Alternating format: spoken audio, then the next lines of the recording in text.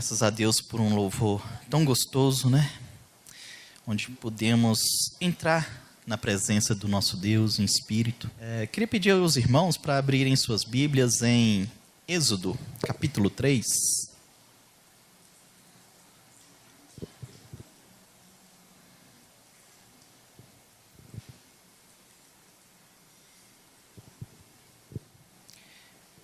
Versos 7 e 8.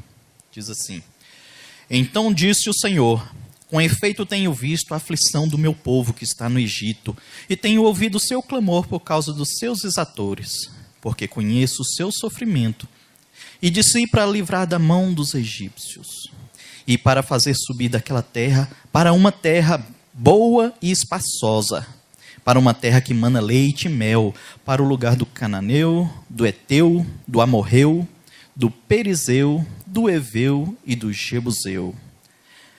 E agora, eis que o clamor dos filhos de Israel é vindo a mim, e também tenho visto a opressão com que os egípcios os oprimem.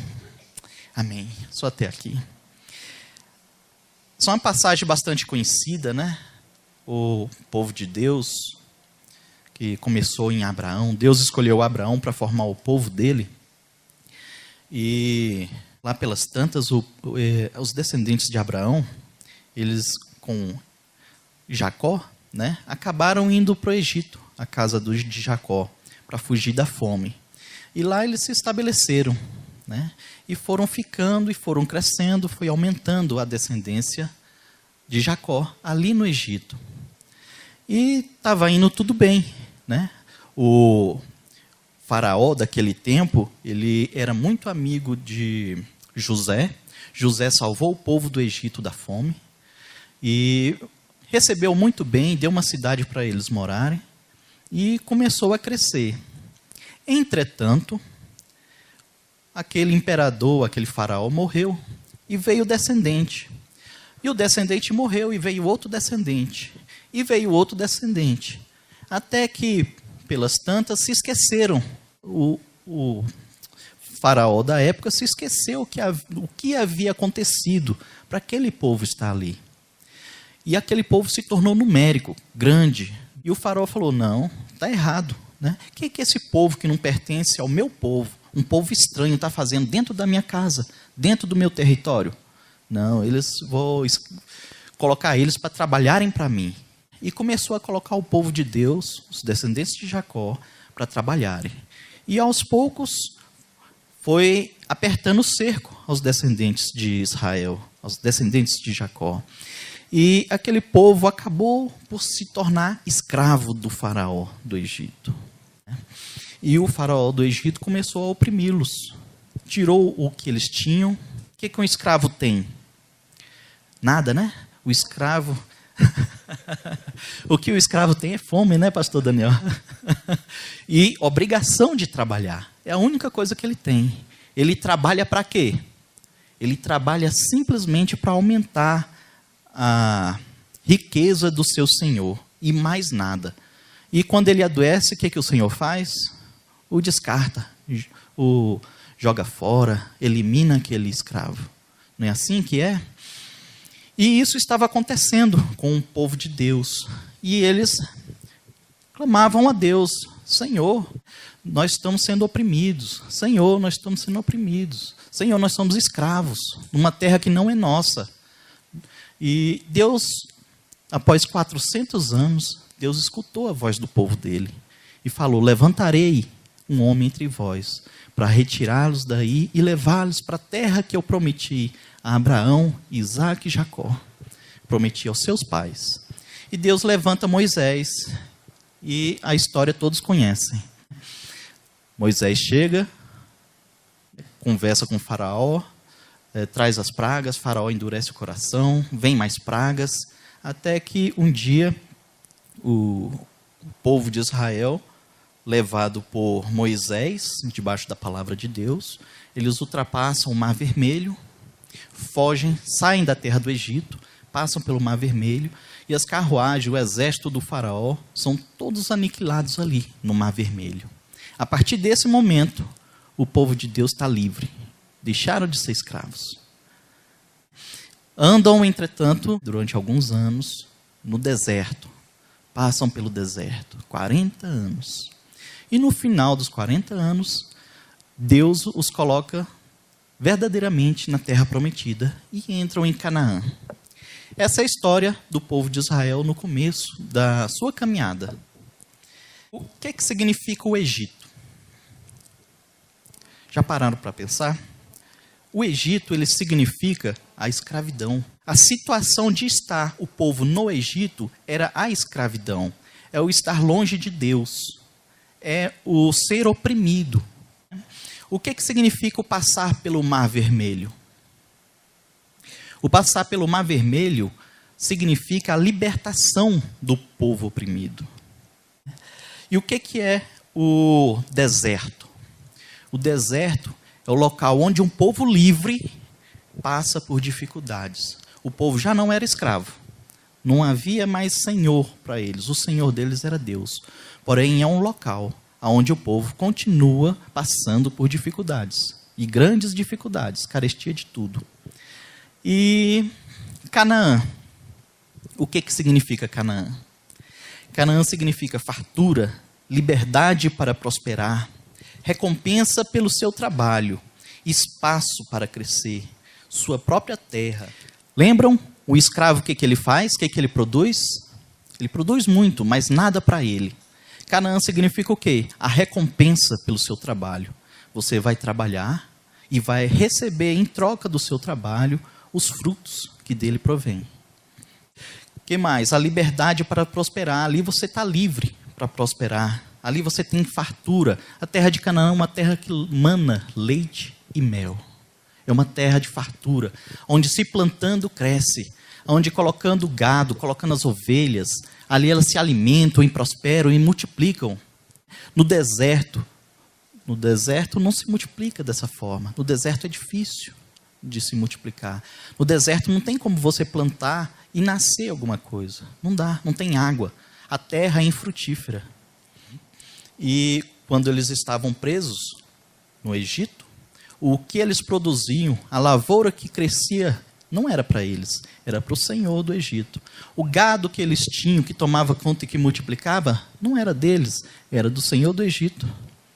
Então, tudo o que eles faziam na escravidão, nada ficava com eles.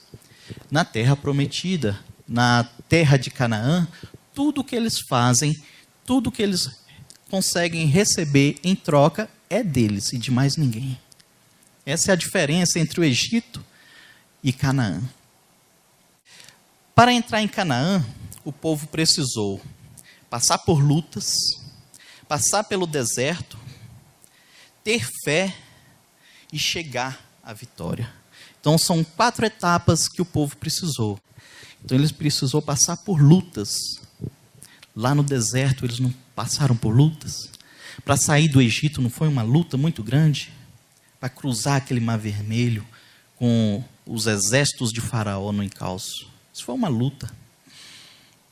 O deserto durante 40 anos. Que luta tremenda. Mas eles precisavam de quê? Fé. E no final a fé prevaleceu e eles tiveram uma grande vitória entrando na terra de Canaã.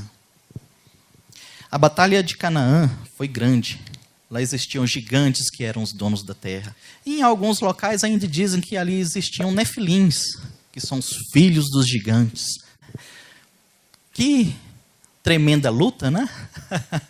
Mas com a fé eles entraram e tomaram conta da terra prometida, aquela terra que eles podiam prosperar. O povo de Israel simboliza hoje o povo de Deus. E o cristão, todos nós aqui, somos o povo de Deus.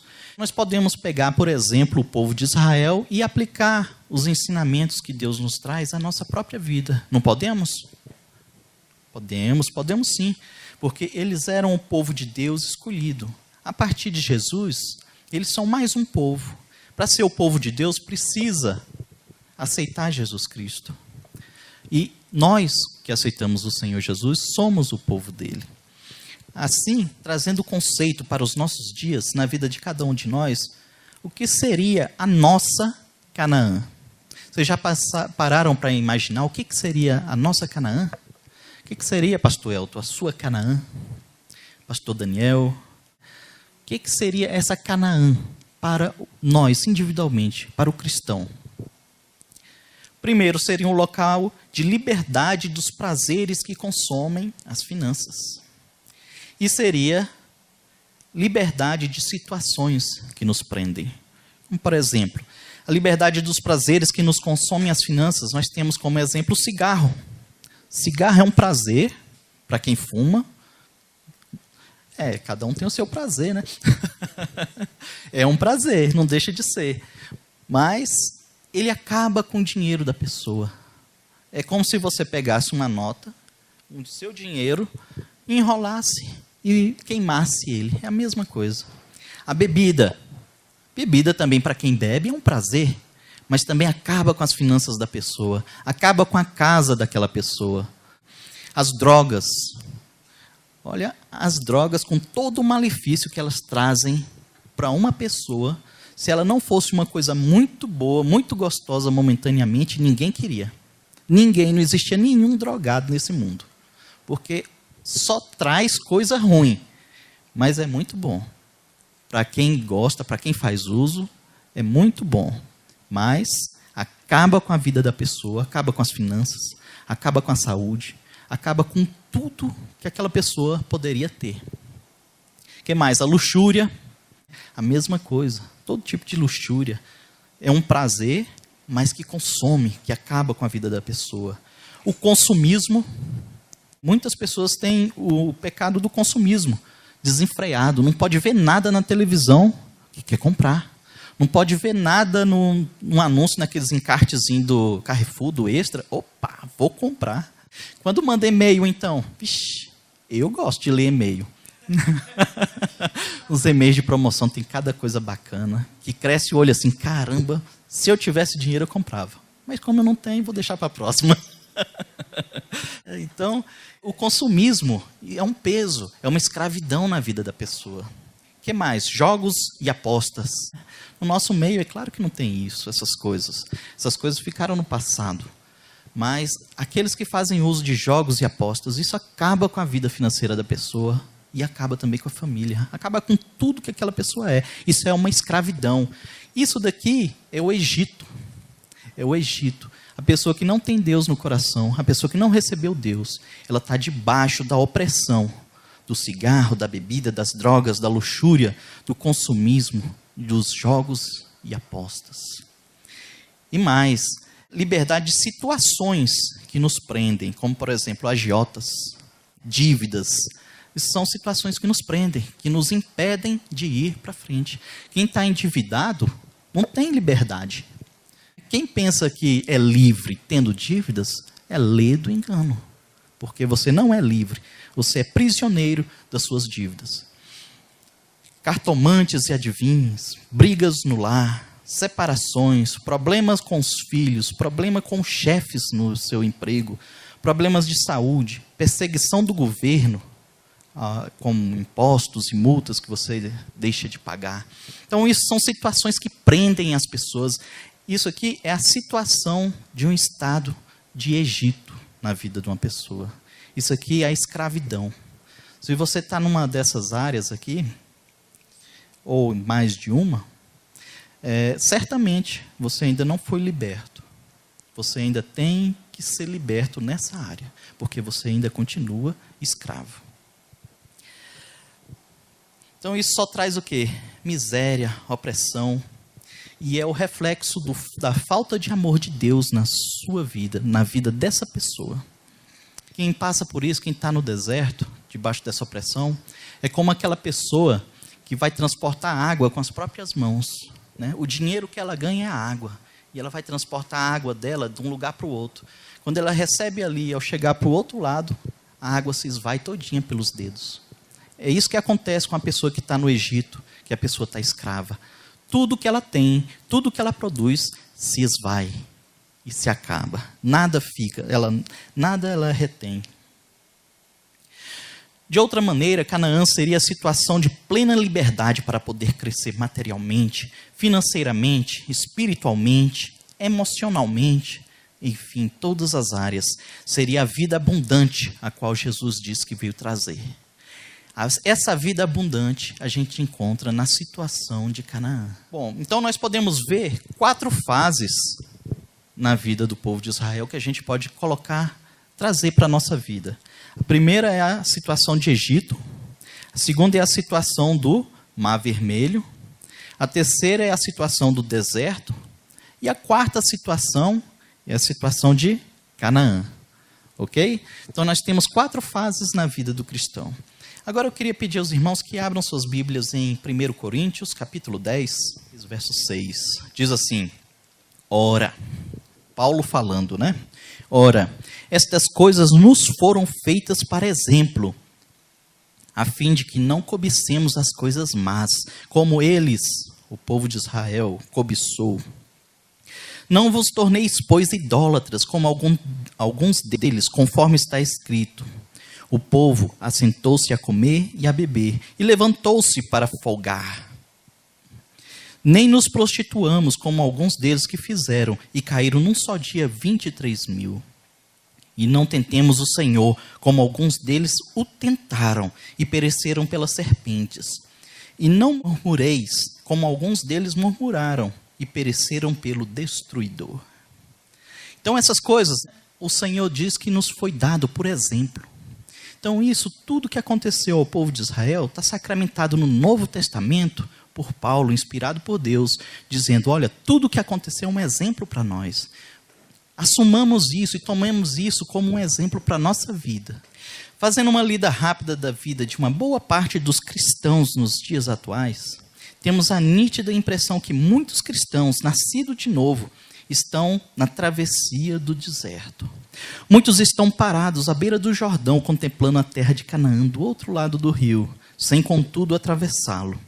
Estes cristãos estão passando por dificuldades imensas em suas vidas, apesar de já terem aceitado o sacrifício de salvação do Senhor Jesus. Alguns, ao olhar o passado de escravidão, recheado de prazeres egoístas e destrutivos, mas ainda assim prazeres, retornam o caminho até o Egito, sendo escravizados com ainda mais severidade por seu antigo dominador. Isso muitas vezes acontece. Pessoas se convertem, são libertas do Egito, são libertas daquelas situações que foram descritas aqui, passam pelo Mar Vermelho, passa pelo sangue de Jesus, é nascido de novo. O que acontece com ele? Primeira coisa, ele passa pelo deserto. Primeira coisa. O que é o deserto? É a pessoa livre do pecado, mas é a pessoa andando por dificuldades. Aí essa pessoa que está em dificuldades, olha lá para trás e fala, poxa, o Egito era tão bom, né? Lá era tão bom, eu tinha comida, né? Eu podia beber água, eu podia comer. Aí pensam exatamente assim, poxa, depois que eu aceitei Jesus, as coisas pioraram. Não, lá atrás era tão bom. Vinde, voltemos. Vinde, voltemos para o Egito.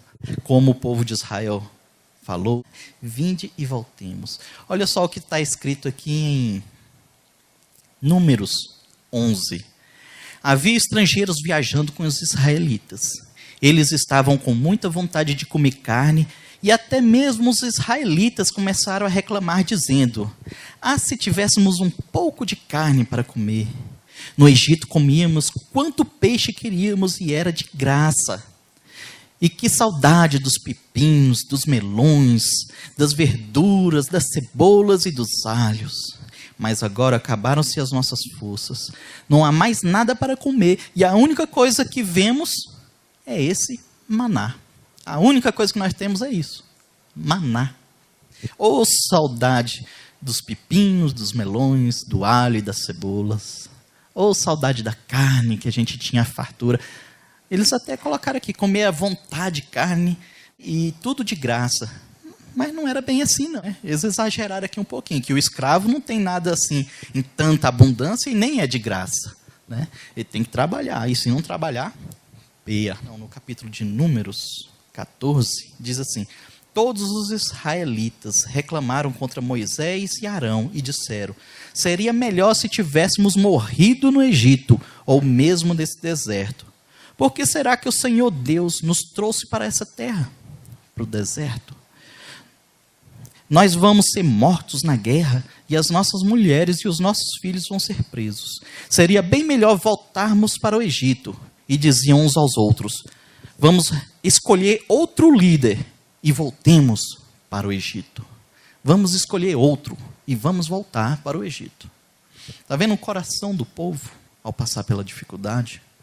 Eles queriam voltar para o Egito. O que aconteceria, meus irmãos, se eles voltassem para o Egito? O que aconteceria? Você acha que Faraó, depois de tudo que ele passou, depois de ver o exército dele todo acabado, destruído, ele ia aceitar de bom grado o povo voltar para a terra dele? Se, porventura, ele não mandasse matar todo mundo, a desgraça deles ia ser muito grande.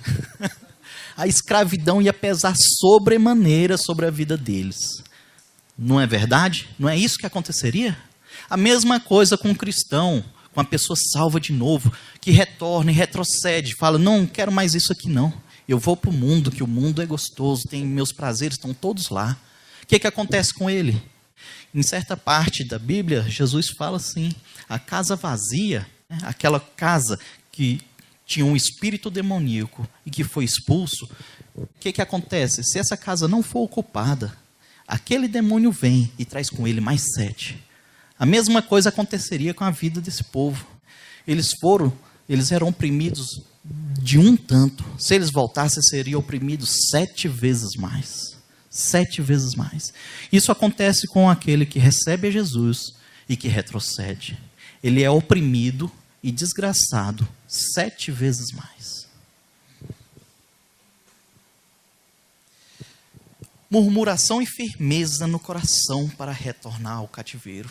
Isso que aquele povo teve. Eles murmuraram e tiveram firmeza no coração para voltar. Mas por que isso acontece? Porque muitos de nós estão patinando no deserto, né? Lá em 1 Coríntios 10, que nós havíamos lido, vamos ler 1 Coríntios 10? Diz assim, verso 6: ora, estas coisas não foram feitas para exemplo, a fim de que não cobicemos as coisas más, como eles cobiçaram.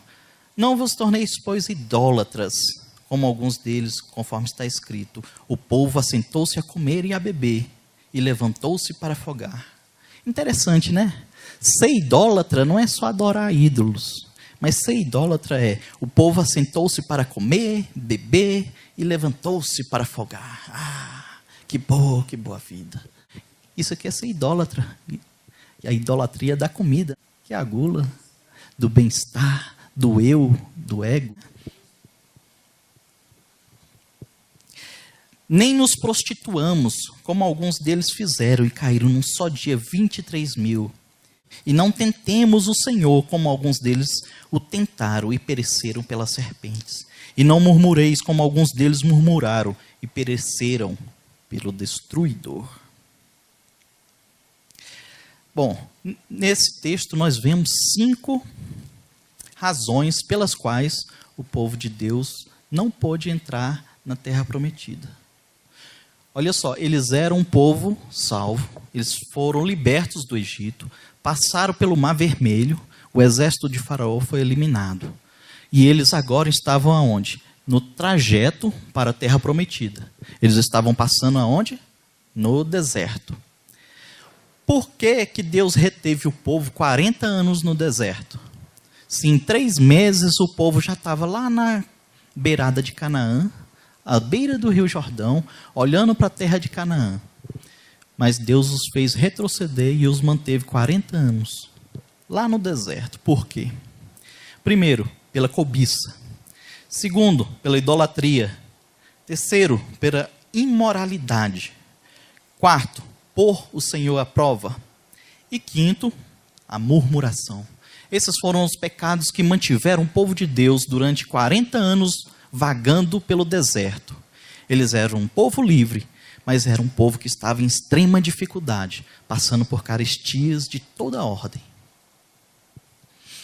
A falta de fé diante da dificuldade foi o motivo maior que lançou os israelitas no deserto por 40 anos.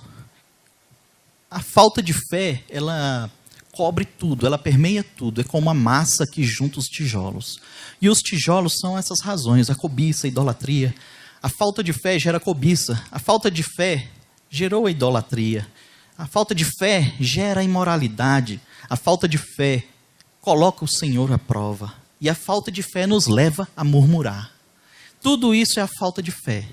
Então, no final das contas, a falta de fé manteve o povo no deserto por 40 anos. E na nossa vida, muitas vezes, a falta de fé nos mantém no nosso deserto durante muito tempo. Durante mais tempo do que a gente pensa, do que a gente gostaria. A falta de fé nos leva a pecar. A sua viagem pelo deserto será proporcional à sua fé. A sua fé te manterá andando. A sua fé te manterá no caminho. E a sua fé te fará entrar em Canaã. É interessante isso. A tua fé vai te manter andando. Você vai caminhar. E além de caminhar, a sua fé te colocará para caminhar no caminho certo. E a sua fé te fará entrar no final da estrada, na sua Canaã. Amém? Nós vimos aqui 5 razões pelas quais o povo de Deus não entrou na terra prometida. E eu queria falar um pouquinho melhor, explanar um pouquinho mais sobre uma dessas razões, que seria o pecado de pôr o Senhor à prova. O que é pôr o Senhor à prova? É a mesma coisa que tentar o Senhor.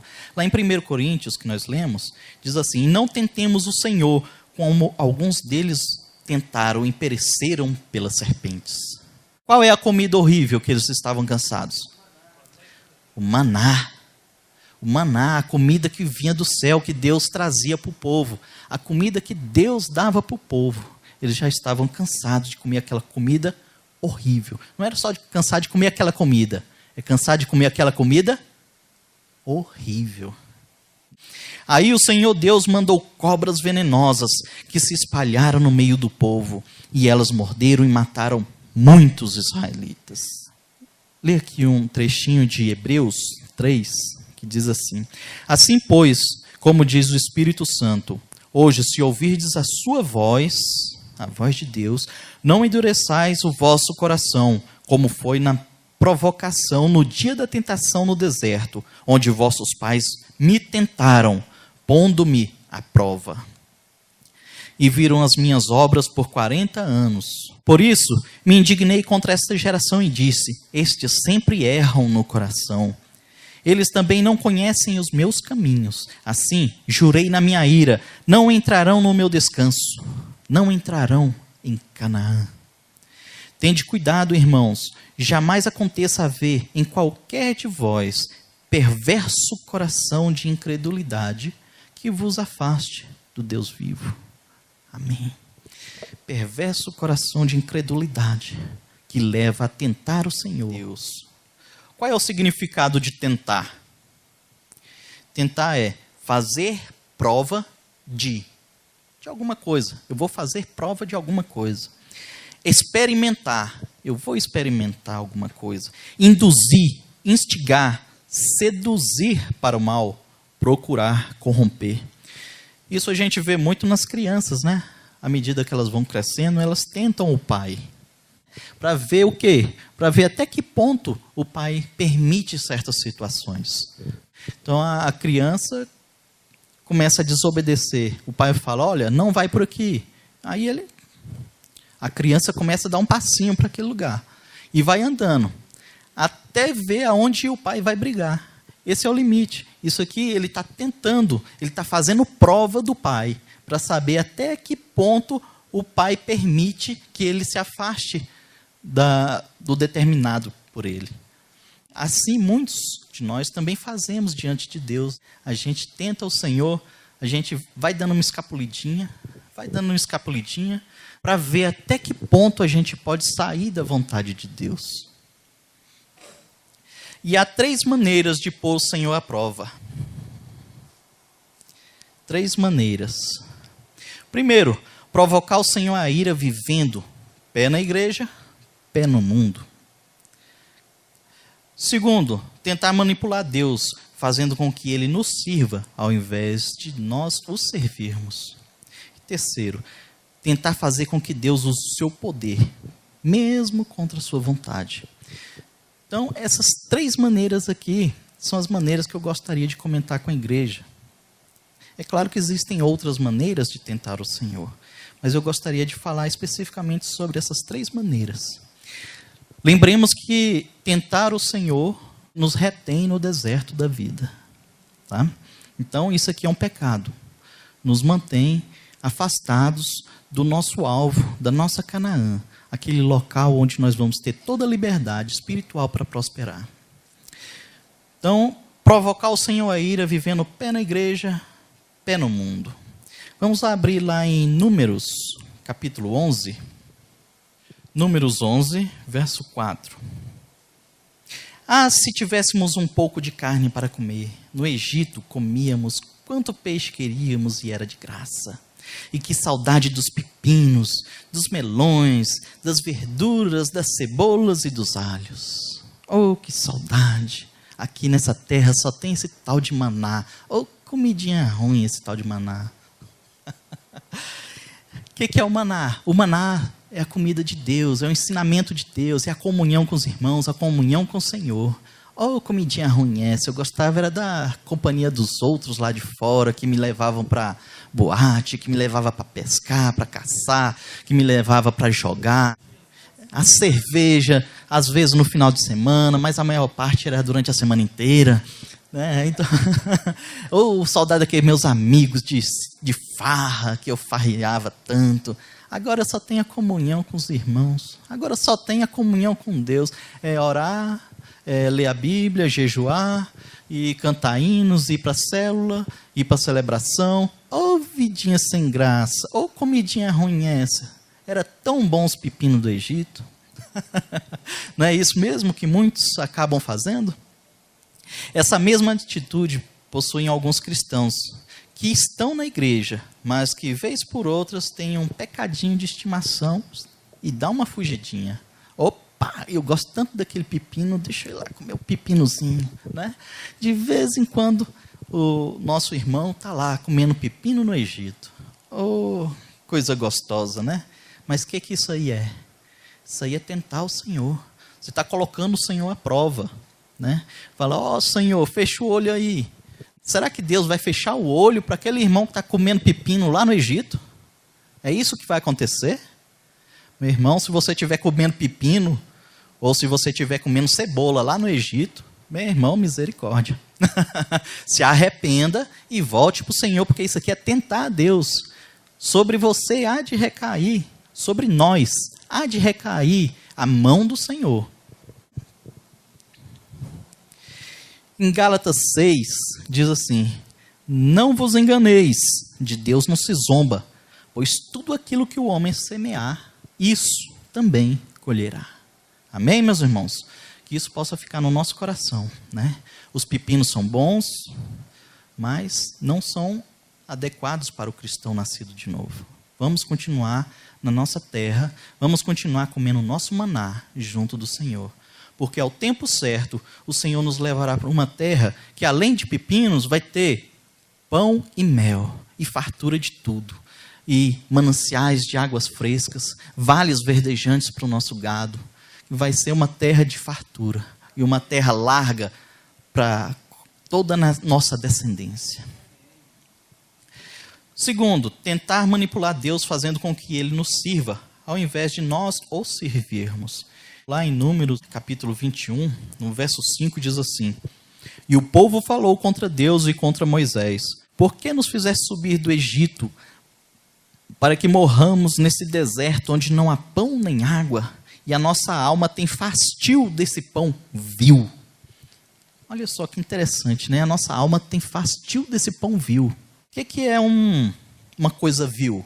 O dicionário diz isso. é algo que se compra por baixo preço, que tem pouco valor, reles, ordinário, mesquinho, miserável, insignificante, desprezível, infame, né? Então a pessoa, eles aqui, quando a pessoa não tem a fé suficiente para estar no caminho certo, no caminho de Deus, mesmo passando pela dificuldade, ela olha as coisas de Deus e acha que essas coisas são coisinhas qualquer, uma coisinha vil, qualquer. Ah, está na igreja? Ah, orar? Isso é besteira, bobagem, né? Isso não me traz a felicidade.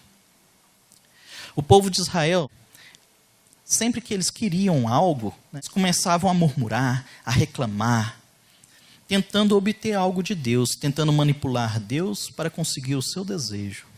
Como nós vimos, né, desde o começo, eles murmuravam, ah, que saudade daquilo. Ah, agora a gente só tem esse maná.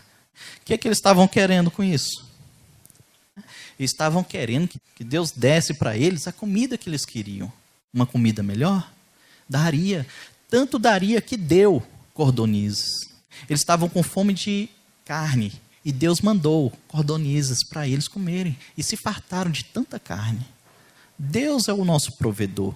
Basta pedir, não precisa tentar ao Senhor. Não precisa blasfemar contra o Senhor. Basta pedir, eles queriam.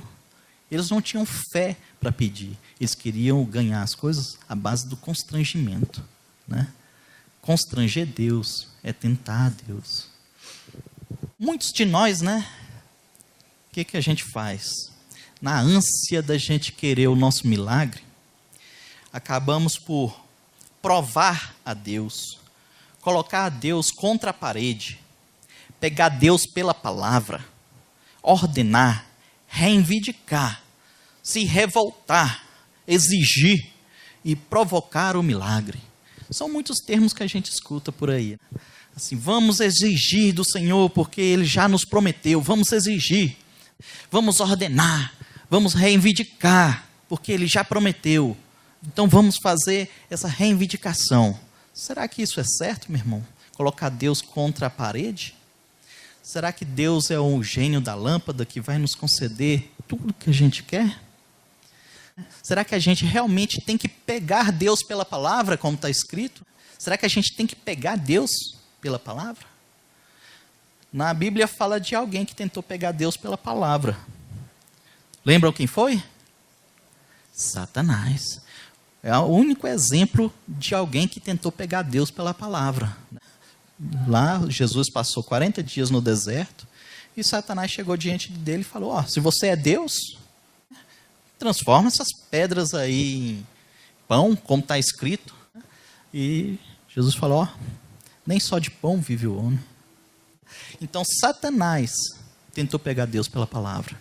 Então, tentar pegar Deus pela palavra não é uma coisa santa, não é uma coisa sadia. É tentar ao nosso Deus, é tentar ao nosso Senhor. A nossa função é pedir ao Senhor, é clamar ao Senhor, é ter fé e saber que Deus é o nosso provedor e que Ele vai nos suster, que Ele vai nos dar de acordo com a vontade dEle. Amém?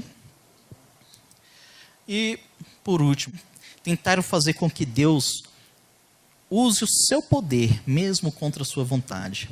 Aqui tem uma historinha bastante interessante, que eu gostaria de ler para os irmãos. Os irmãos vão lembrar dessa história. Passou até na televisão. Uma foto ilustrava a reportagem no jornal. Uma leoa deitada, com a boca aberta. As cenas filmadas eram mais chocantes. Cerca de 5 leões cercavam o homem que jazia no chão. Alguns lhe davam mordidas e saíam demonstrando nervosismo. Outros apenas rugiam com as patas sobre o corpo. As mordidas no corpo não o mataram, mas sim a famosa mordida no pescoço, que é a técnica com que os leões matam as suas presas. Sufocaram-na e às vezes apertam as vértebras. Coisa de instinto.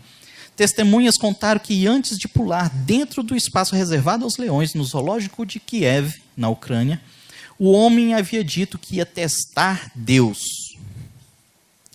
e que acreditaria nele se os leões não lhe atacassem. Certamente a sua atitude era uma alusão à célebre história de Daniel na cova dos leões, que, diga-se, não pulou lá dentro por vontade própria. Foi jogado como punição porque continuava praticando as suas orações a Deus, a despeito de uma lei que o proibia. O caso por si só inusitado não mereceu mais comentários sobre o pobre homem. Quem era? Surtou? Era fanático? Um ateu enlouquecido? Parece que não importava muito. Então o que nós vemos aqui? Uma pessoa que tentou fazer Deus usar o poder dele. Eu vou fazer com que Deus use o poder dele e me salve da boca dos leões. Assim que eu pular lá. Mas é assim que Deus age? Deus, ele não é homem que precisa demonstrar o poder dele para se autoafirmar. Deus é Deus, ele usa o poder dele na hora que ele quer, conforme ele quer, com quem ele quiser. Não é eu chegando lá e falando, Senhor, vou pular desse prédio, eu quero que seus anjos me segurem. Não é isso que acontece, não. Nem Jesus fez isso. Nem Jesus não tentou o Senhor.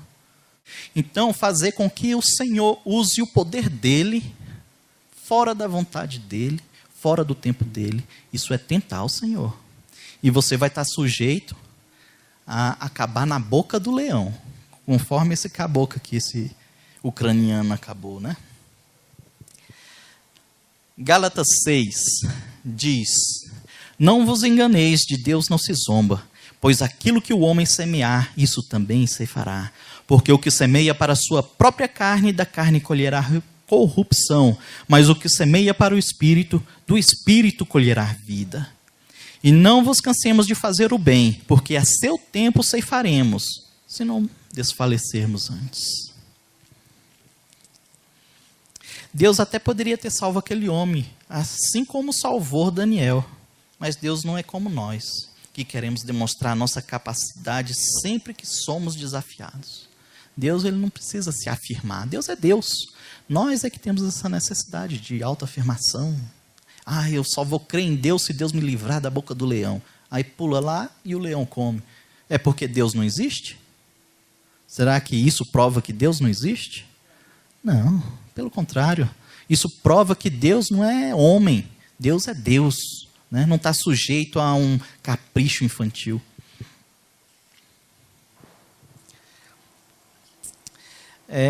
Aqui eu queria colocar alguns exemplos de colocar o Senhor à prova, para que o Senhor haja de forma contrária à sua vontade. Né? Como, por exemplo, defraudar clientes e fornecedores nos negócios e ainda cobrar que Deus abençoe e lhe dê prosperidade. Isso aqui está agindo, você está tentando o Senhor contra a vontade de Deus.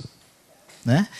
O que vai acontecer se você defrauda seus clientes, seus fornecedores, seus funcionários, aqueles que estão perto de você, você xinga, você não paga, você cobra demais, o que vai acontecer com você? Fatalmente você vai fechar as portas, porque ninguém vai aguentar trabalhar contigo. Adulterar e querer ter um lar abençoado. Chega o rapazinho lá, adultera, e depois a casa dele cai e vai reclamar com Deus. Ô Senhor, por que isso aconteceu?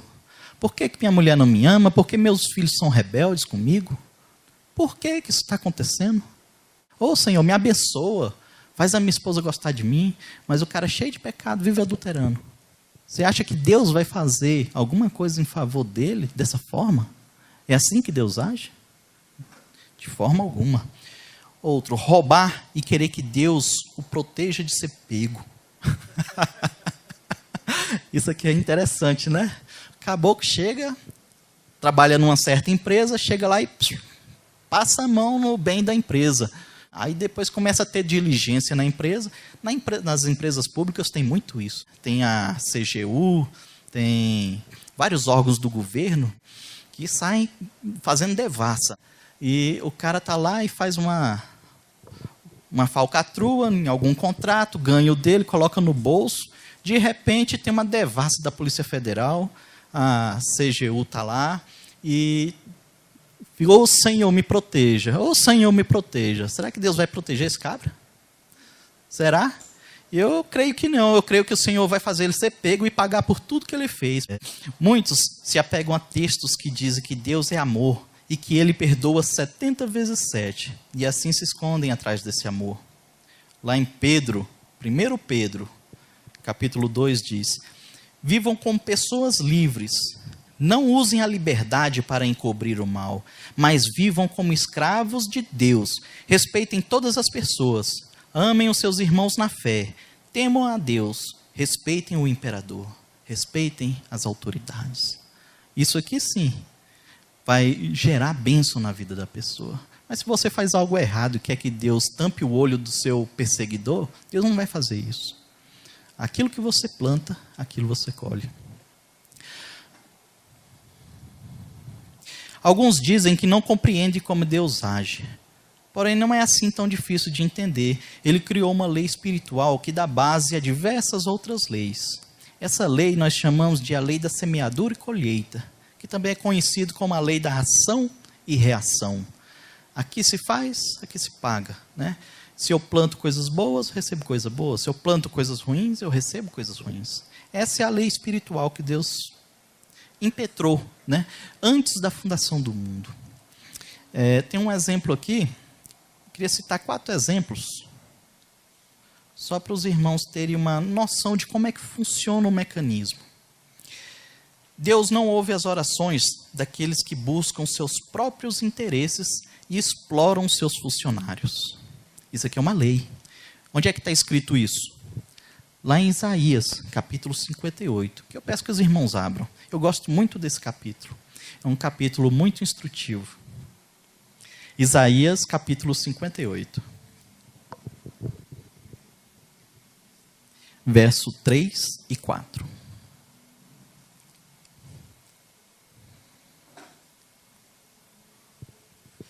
Diz assim: o povo pergunta a Deus: que adianta jejuar se tu nem notas?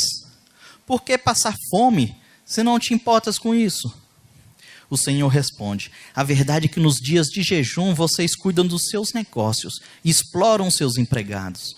Vocês passam os dias de jejum discutindo e brigando e chegam até a bater uns nos outros.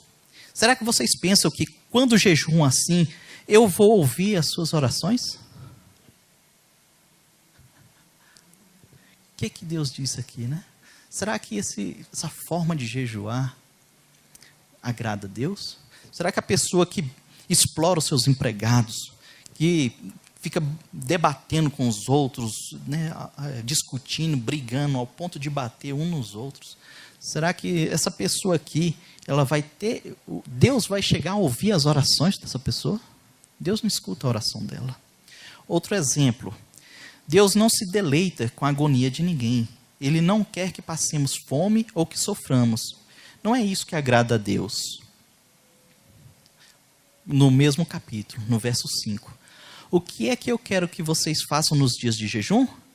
Será que desejo que passem fome, que se curvem como um bambu, que vistam roupas feitas de pano grosseiro e se deitem em cima de cinzas?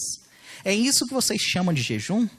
Acha que um dia de jejum assim agrada? Ou seja, só passar fome, isso é jejum? Isso agrada a Deus? Deus quer que a gente passe fome? É isso? Não é isso que Deus está falando. Ou usar roupa ruim, jogar cinza na cabeça, ficar desfalecido. Deus não quer isso. Não é isso que Deus quer. 3. As atitudes que agradam a Deus são fazer justiça ao injustiçado, tirar o peso que fazem as pessoas sofrerem, libertar os oprimidos, repartir o alimento com o necessitado, acolher os desabrigados, repartir roupas com quem não tem e socorrer os parentes. Isso aqui encontra-se no verso 6 a 11, que diz assim: Não é esse o jejum que eu quero. Eu quero que soltem aqueles que foram presos injustamente, que tirem de cima deles o peso que os faz sofrer, que ponham em liberdade os que estão sendo oprimidos, que acabem com todo tipo de escravidão. O jejum que me agrada é que vocês repartam a sua comida com os famintos, que recebam em casa os pobres que estão desabrigados, e que deem roupas aos que não têm, e que nunca deixem de socorrer os seus parentes. É isso aqui que agrada a Deus. Isso aqui é a lei de Deus. Um grande exemplo disso, né, é o nosso pastor Elton. Um coração extremamente de Deus. tem erros como todos nós temos. Um coração amoroso. Você sabe o que ele fez? Certa época apareceu um bêbado, um cara fedido, um mendigo horrível, né? Assim, nem falava. O cara era peruano, nem falava português, né? Ninguém entendia o que o cara falava, só o Elton mesmo que entendia. Pegou esse cara, levou para morar na casa dele, junto com a esposa, os filhos. Um pouco de loucura, né? Mas o coração dele onde está? Será que Deus não reconhece, não se agrada de uma ação dessa? Com certeza, com certeza.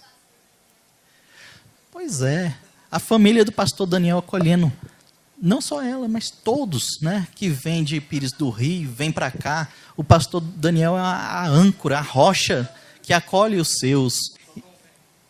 Oi? É o dono do albergue. Ele podia muito bem se fechar e falar, eu sou médico, eu ganho bem, eu estou aqui, vou fechar minha família aqui. E eles que estudem para lá. Não é isso que a maioria do povo faz? Eu lutei, deixa eles lutar.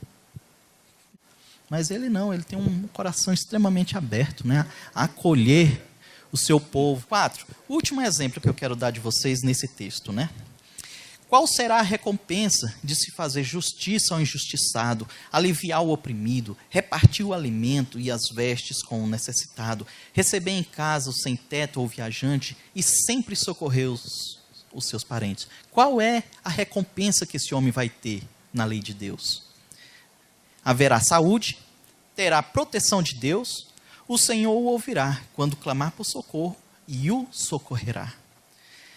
Diz assim, então a luz da minha salvação brilhará como o sol, e logo vocês todos ficarão curados. O seu Salvador os guiará, e a presença do Senhor Deus os protegerá de todos os lados. Quando vocês gritarem pedindo socorro, eu os atenderei. Pedirão a minha ajuda e eu direi, estou aqui. Se acabarem com todo tipo de exploração, com todas as ameaças e xingamentos, se derem de comer aos famintos e socorrer os necessitados, até mesmo do deserto, eu lhes darei de comer e farei com que fiquem sãos e fortes. Vocês serão como um jardim bem regado, como uma fonte de onde não para de correr água. Então isso estará sobre a vida de vocês, que praticam o mandamento do Senhor. A cada ação existe uma reação. É a lei da semeadura e da colheita. Bom, então nós vimos aqui 5 razões pelas quais o povo de Deus demorou no deserto. Demorou na tribulação. Quais foram? Cobiça, idolatria, imoralidade, pôr o Senhor à prova e a murmuração. Essas 5 coisas foram que impediram o povo de Israel de passar menos tempo. Eles ficaram muito tempo por causa disso. Isso aqui tudo tem origem na falta de fé. Se eles tivessem fé suficiente em Deus, era só pedir que Deus daria. Nós vimos também que a gente pode tentar a Deus fazendo com que Ele nos sirva, ao invés da gente servir Ele. E nós podemos tentar a Deus fazendo com que Ele use o poder dele, sem que seja da vontade dele. No caso do ladrão, que quer que o Senhor o proteja de ser preso.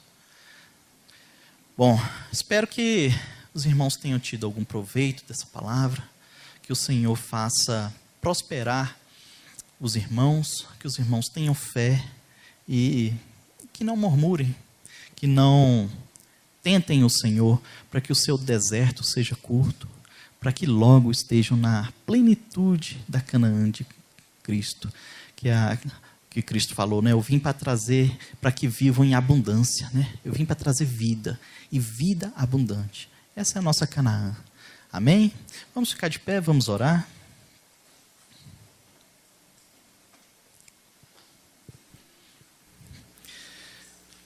Senhor, nós estamos aqui, Senhor Deus, ouvindo a Tua palavra, Senhor. Sabemos, Senhor Deus, que tudo que está escrito aqui provém de Ti. Sabemos, Senhor Deus, que as Suas leis não falham. Oh, Senhor Deus, guia o Teu povo, Pai. Guia o teu povo na fé, para que o teu povo permaneça pouco, Senhor Deus, no deserto, em nome de Jesus. A todos nós que estamos patinando no deserto, Senhor Deus, sem forças para seguir em frente, oh Senhor Deus, nos abençoe, que o teu Espírito Santo venha sobre as nossas vidas, nos encher de fé, Pai, para que nós possamos fazer o que é certo, para que nós possamos chegar logo à nossa Canaã. Em nome de Jesus, abençoe o teu povo, Senhor Deus, que cada um deles, Senhor Deus, espalhado pela face dessa terra, possa, Senhor Deus, chegar a Canaã, um local de prosperidade, um local, Senhor Deus, onde mana o leite e o mel, o local de liberdade, Senhor Deus, para te servir, liberdade para te adorar, liberdade para ter fé, Senhor Deus, em ti. Em nome de Jesus, Senhor Deus, abençoa o teu povo, Pai. É o que eu te rogo, Senhor Deus, em nome de Jesus. Amém, Senhor. Amém. A igreja pode assentar.